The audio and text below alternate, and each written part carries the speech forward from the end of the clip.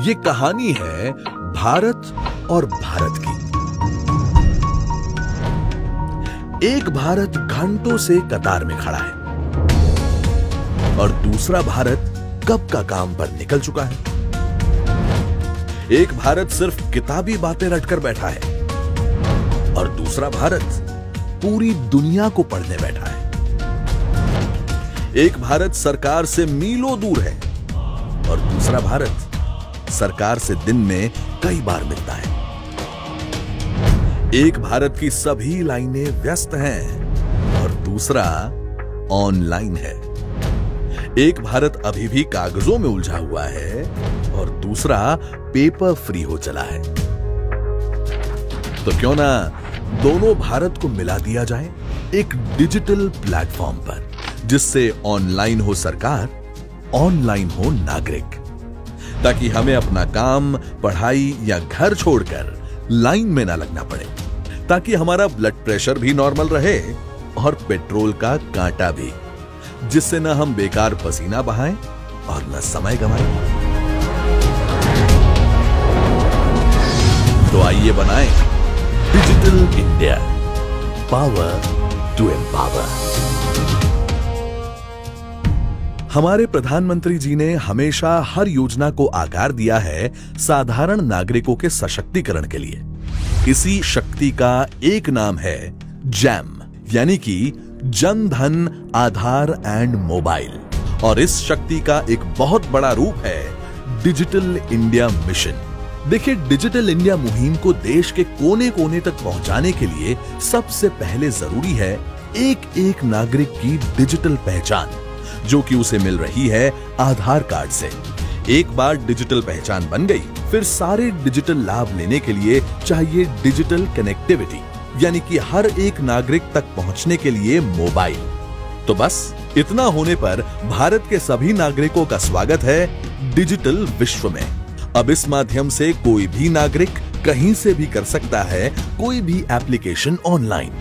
न तो उसे कहीं जाने की जरूरत, न किसी कतार में खड़े रहने की, न ही कोई बिचौलियों की जरूरत।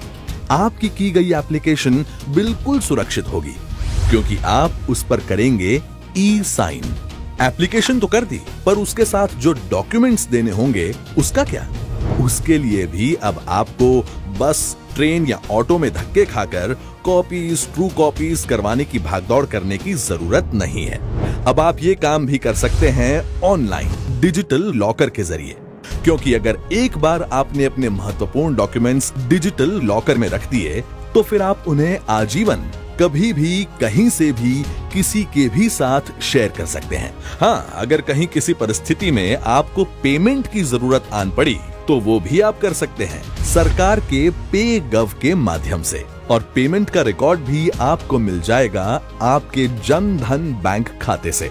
अब सभी सरकारी योजनाओं, सेवाओं के वितरण का होगा डिजिटाइजेशन। पर मुद्दे की बात तो ये है कि ये सारा तामझाम तभी सफल होगा जब इस क्रांति से अनजान लोगों को डिजिटली लिटरेट किया जाए।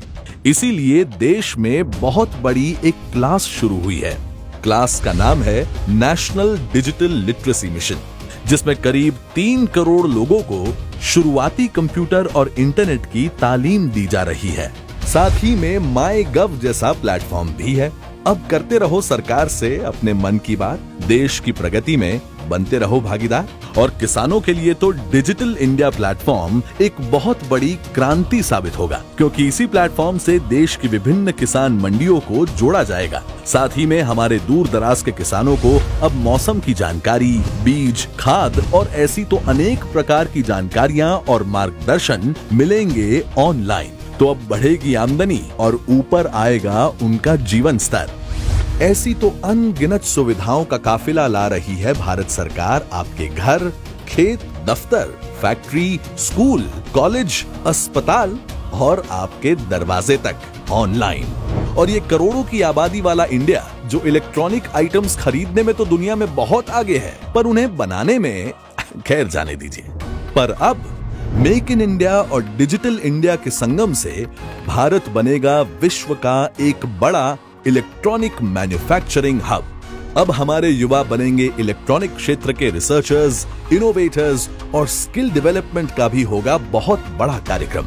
तो ऐसा होगा हमारा डिजिटल इंडिया, संपूर्णतः आत्मनिर्भर, एक समान, एकजुट, एक ही मंच पर, ट्रांसपेरेंट, अकाउंटेबल और सिटीजन फ्रेंडली, जो पैसे भी बचाएगा और वक्त भी, ईंधन भी बचाएगा और शक्ति भी, और भ्रष्टाचार की तो खैर नहीं। अरे अरे, ये देखिए, सबमिट, एंटर और क्लिक हो गया।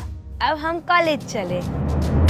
अरे ये तो वही है, वो दूसरा भारत, paper free, line free, tension free.